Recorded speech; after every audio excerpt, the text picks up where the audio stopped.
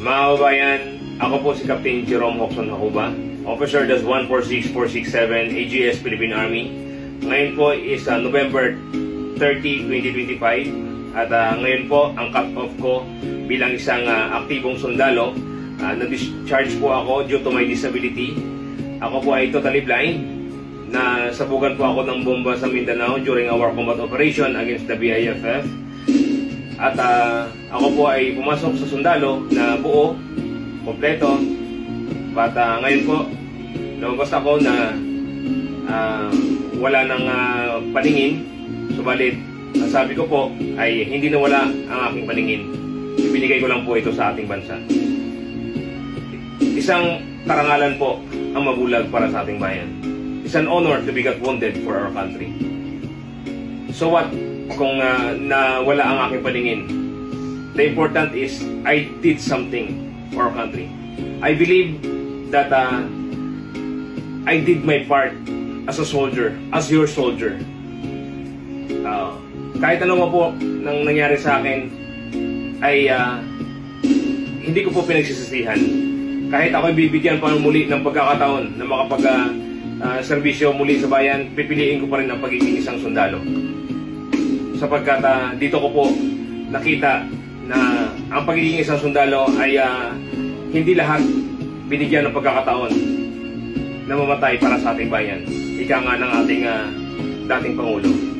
At ngayon po, may isang akong follower na nagbigay sa akin ng isang token at babasahin po ito ng aking anak.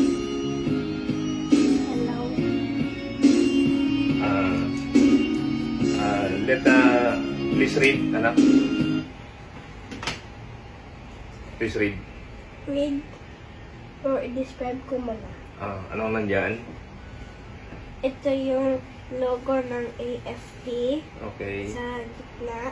Tapos sa baba, yan dito may nakalagay Jerome J. Hakuba, Captain O-146467.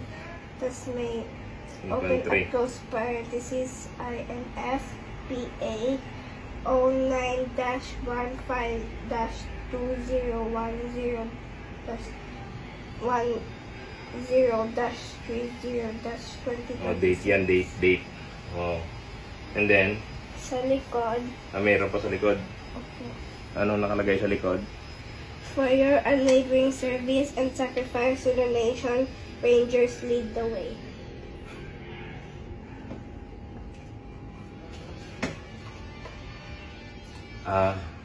Maraming salamat po aking mga kababayan. Bumalik po ako sa aking pamilya, at least hindi nakakahon. Hindi ko man sila nakikita, but at least naiyakap ko sila. At sabi ko, anak, ay proud ako na naging isang sundalo, kasi ang pagiging sundalo ang naging daan para mabigyan ko kayo ng magandang buhay at kapagpaaral ko kayo. Kaya kahit na wala ako na nakikita, ay gagawin ko pa rin ang aking makakaya para mapatapos kayo sa pag-aaral at maabot ninyo din ang inyong mga pangarap balang araw. Kaya sige na, uuwi na si Papa. I'm coming home. Coming home. Sapat na siguro yung 2 mata na ibinigay ko para sa ating bayan. Kaya salamat sa aking follower na nabigay po nito. Kaya sa lahat ng mga kababayan ko, lahat ng mga Pilipino na nagpasahod sa akin, maraming salamat po, at malaking tulong na kahit lalabas man ako sa serbisyo na ganito, at least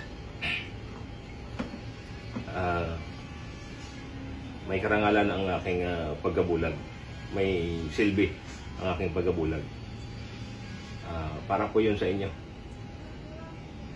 Maraming salamat po sa inyo, sa lahat ng mga tropa na nandyan sa serbisyo. Ingatan nyo po ang inyong serbisyo. Panatilihin ang isang pagiging mabuting sundalo at isang pagiging mabuting ama sa inyong mga anak, sa inyong pamilya, at lalo na huwag niyong kalimutan ng Panginoon. Pagkat at the end of the day, babalik at babalik tayo sa Kanya. So, with that, maraming salamat po sa inyo.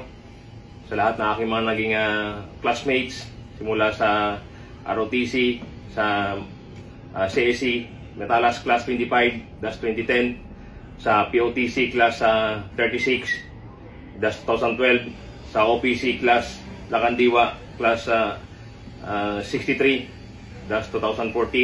Maraming salamat po inyo. Mga classmate ko po sa OCS, maraming salamat po sa inyong lahat.